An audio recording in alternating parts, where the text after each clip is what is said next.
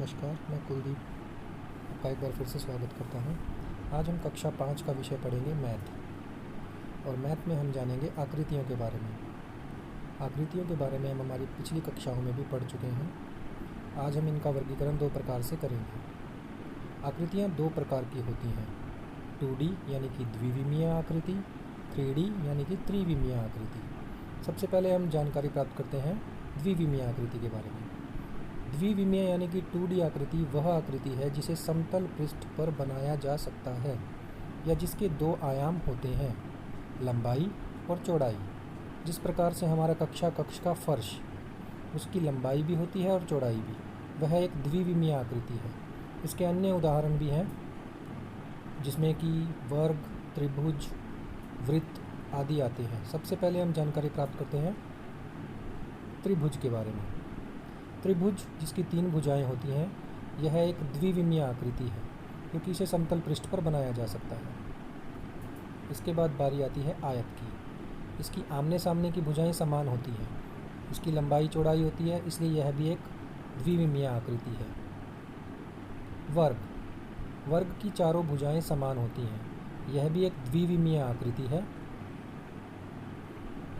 क्योंकि इसकी भी लंबाई चौड़ाई होती है और इसे समतल पृष्ठ पर बनाया जा सकता है।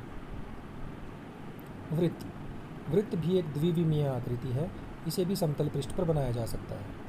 इसके बाद हम बात करते हैं त्रिविमीय आकृतियों के बारे में। त्रिविमीय आकृति वह आकृति है जिसमें 3 आयाम हो, लंबाई, चौड़ाई व ऊंचाई। इसे समतल पृष्ठ पर बनाना संभव नहीं। हमारी पूरी कक्ष को हम त्रिविमीय आकृति के रूप में उदाहरण स्वरूप ले सकते हैं। इसके अन्य उदाहरण भी हैं। घनाभ, जैसा कि आप चित्र में देख रहे हैं, लंबाई, चौड़ाई और ऊंचाई 3 आयाम दिए गए हैं। घनाभ में लंबाई, चौड़ाई और ऊंचाई तीनों अलग अलग हो सकती हैं। हमारा कक्ष, हमारा जूते का डिब्बा, चूड़ी का डिब्बा, हमारा ज्योमेट्री बॉक्स सभी घनाभ के उदाहरण हैं। यह त्रिविमीय आकृति है क्योंकि इसे समतल पृष्ठ पर बनाना संभव नहीं है क्योंकि इसमें 3 आयाम हैं, लंबाई, चौड़ाई और ऊंचाई। इसी प्रकार इसका दूसरा उदाहरण है घन भी त्रिविमीय आकृति है। इसमें भी लंबाई, चौड़ाई व ऊंचाई होती है, परंतु घनाभ और घन में अंतर सिर्फ इतना ही है कि घन में लंबाई, चौड़ाई और ऊंचाई तीनों एक समान होती है। जिस प्रकार वर्ग की चारों भुजाएं समान होती हैं, उसी प्रकार घन में लंबाई, चौड़ाई, ऊंचाई समान होती है। यह भी त्रिविमीय आकृति है। बेलनाकार हमारे घर का सिलेंडर, हमारे घर में बेलन, ड्रम, ये सभी त्रिविमीय आकृतियों में आते हैं।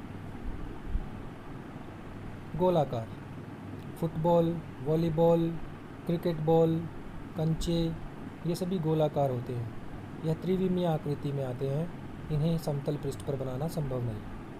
तो प्यारे बच्चों, आज हमने आकृतियों के बारे में जाना। आकृतियों के बारे में हम आज जिन 2 प्रकार से वर्गीकरण किया गया है वह है 2D और 3D। 2D यानी कि द्विविमीय, जिन्हें समतल पृष्ठ पर बनाया जा सकता है, जिनके 2 आयाम होते हैं। 3D यानी कि जिन्हें समतल पृष्ठ पर नहीं बनाया जा सकता, जिनके 3 आयाम होते हैं। इसके उदाहरण आप अपने दैनिक जीवन में अन्य उदाहरण भी ले सकते हैं।